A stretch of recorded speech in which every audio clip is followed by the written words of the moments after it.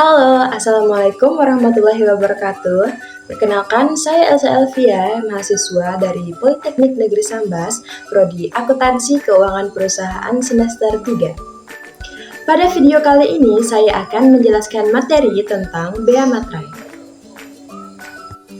Teman-teman pada tahu nggak sih, apa sih itu Bea Materai? Jadi, bea materai adalah pajak atas dokumen yang dimana dokumen-dokumen tersebut akan berguna pada saat pengadilan atau secara hukum. Yang selanjutnya adalah dasar hukum bea materai, yaitu pada Undang-Undang Nomor 10 Tahun 2020 tentang bea materai. Yang kedua, Peraturan Pemerintah Nomor 24 Tahun 2000 tentang perubahan tarif bea materai dan besarnya batas pengenaan harga nominal yang dikenakan oleh bea materai. Yang ketiga, PP nomor 86 tahun 2021 dan PMK nomor 3 tahun 2021. Apa-apa saja sih dokumen yang dimaksud? Dokumen-dokumen yang tersebut meliputi seperti surat perjanjian, surat pernyataan, dokumen lelang, dan dokumen yang memiliki jumlah nilai uang lebih besar dari 5 juta. Di antara dokumen-dokumen tadi, ada juga loh dokumen yang dikecualikan.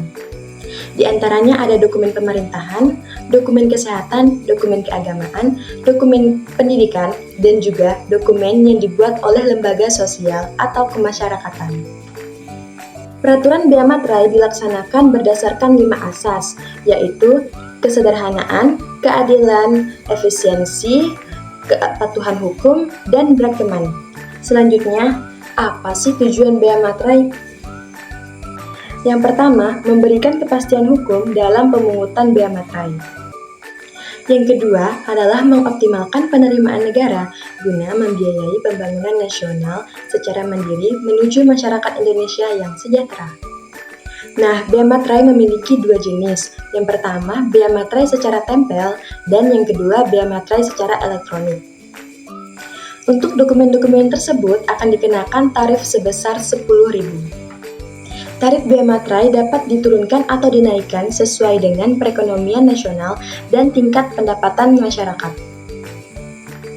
Nah, selanjutnya adalah ketentuan pidana bea materai, di mana setiap orang yang menirukan atau memasukkan materai yang dikeluarkan oleh pemerintah Republik Indonesia dengan maksud untuk memakai atau meminta orang lain memakai materai tersebut sebagai materai asli dan membuat materai dengan menggunakan cap asli sebagai melawan hukum termasuk membuat materai elektronik, dapat dipidana dengan pidana penjara paling lama 7 tahun atau denda yang paling banyak sebesar Rp500 juta. Bea materai berlaku juga nggak sih untuk di luar negeri? Nah teman-teman, jadi materai Indonesia tidak berlaku untuk dokumen yang dibuat atau berlaku di luar negeri. Materai hanya berlaku untuk dokumen yang diterbitkan atau digunakan dalam yurisdiksi Indonesia dan digunakan untuk pengenaan bea materai yang merupakan pajak atas dokumen resmi di Indonesia. Nah, selanjutnya adalah bagaimana penyetoran bea materai. Penyetoran bea materai yang terdapat dalam Dasar Hukum 151 PMK 03 2021 adalah penyetoran sebagaimana dimaksud pada ayat 1 dilakukan dengan menggunakan A. Formulir SSP, sarana administrasi lain yang disamakan dengan SSP atau kode BRING dengan kode akun pajak 411611. Yang pertama, 900 untuk pemungut dengan membutuhkan materai percetakan. Yang kedua adalah 2.901 untuk pemungutan apabila pembubuhan materai elektronik tidak memungkinkan untuk dilakukan. Untuk selanjutnya, kapan sih bea materai terutang dimulai? Yang pertama, saat dokumen dibumbui untuk tanda tangan surat perjanjian beserta rangkapannya, akta notaris berserta grosi, salinan, dan kutipannya.